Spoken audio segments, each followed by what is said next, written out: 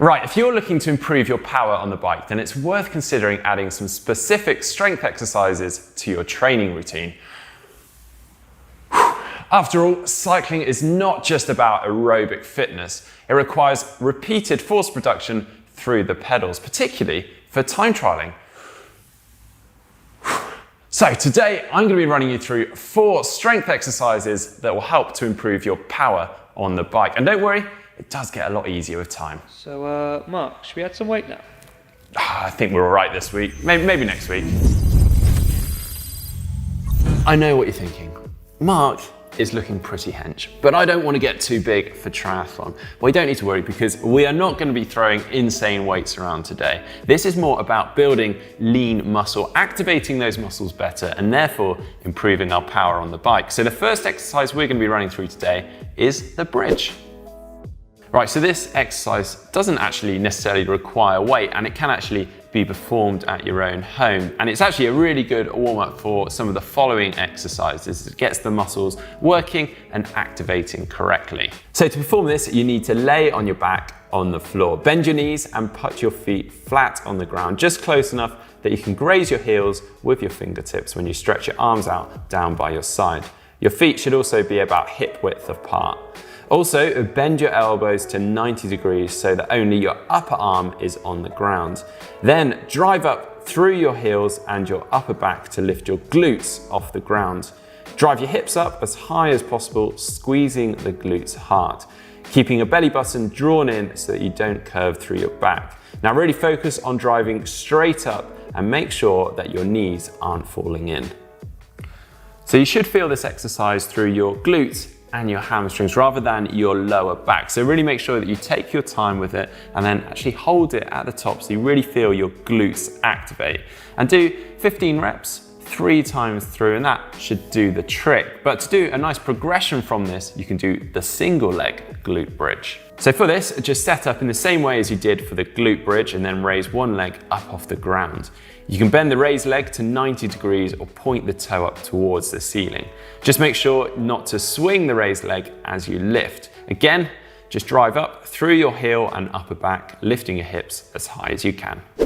Now for the deadlift, and this can be performed with dumbbells or a barbell like I have here. It focuses heavily on the quads, the hamstrings, the knees, and the hips, all whilst increasing flexibility and movement. And today I'm going to be demonstrating it with the barbell, but if you are using dumbbells, then it's the same movement, but you just hold the dumbbells down by your side with your palms facing backwards. For now, let's run you through with the barbell.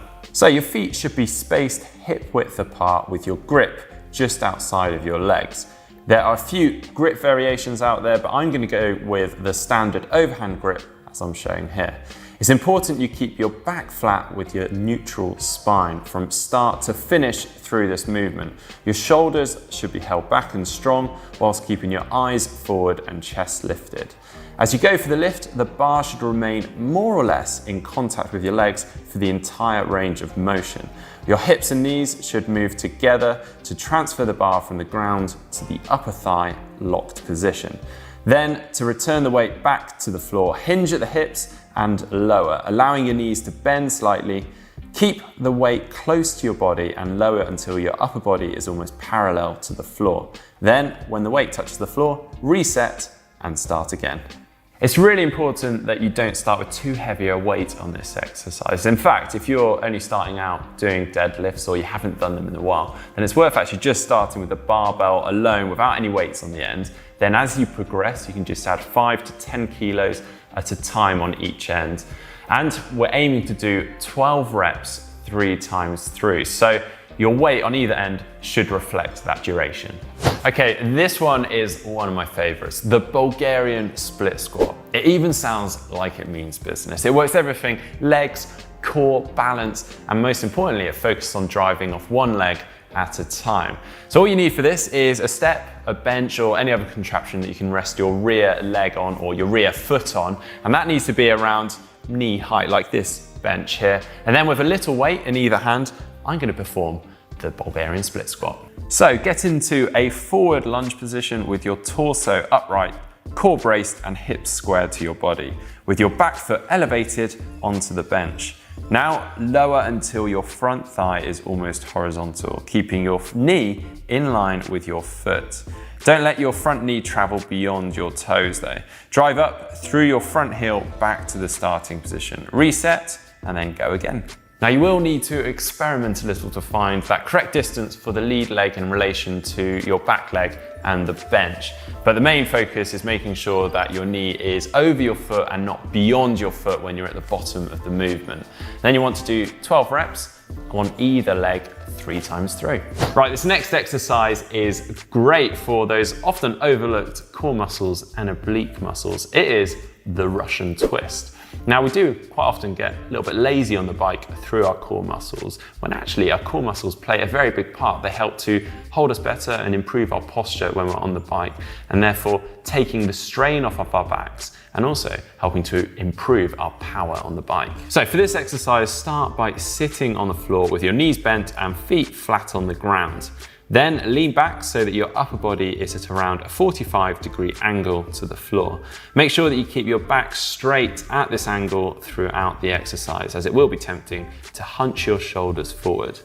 Then link your hands together in front of your chest, brace your core and raise your legs up off the ground. Now rotate your arms all the way over to one side and then do the same in the other direction. Count that as 1 rep and then aim for 20 in total. Then repeat it 3 times through with a slight break in between. Now, if the Russian twists are proving too difficult, then you can of course not lift your feet up off the floor. So just keep them planted down onto the floor throughout the exercise. Or if you want to make it harder for yourself, why not add a little bit of weight to your hands? So you can either hold a dumbbell in either hand throughout the exercise or use something like a medicine ball like I have here. As with anything new, make sure we build these exercises up gradually over time. So that means building up the amount of weight that we're using and the number of reps that we're using very gradually. And whilst this video has been focusing on improving our power on the bike, all of these exercises actually are going to help to strengthen the muscles. They're going to help our movement, our range of movement, and how we hold our posture. And ultimately, that is all going to help improve our injury prevention. Now, if you like this video, hit that thumbs up button. And if you'd like to see more videos from GTN, just click on the globe and subscribe. And on the subject of improving our power on the bike and trying to go faster, how about going and checking out our Cycle Faster for free video with time trial specialist Matthew Botchell by clicking just down here. And if you'd like to see our strength training session on the bike with pro triathlete Will Clark, just click down here.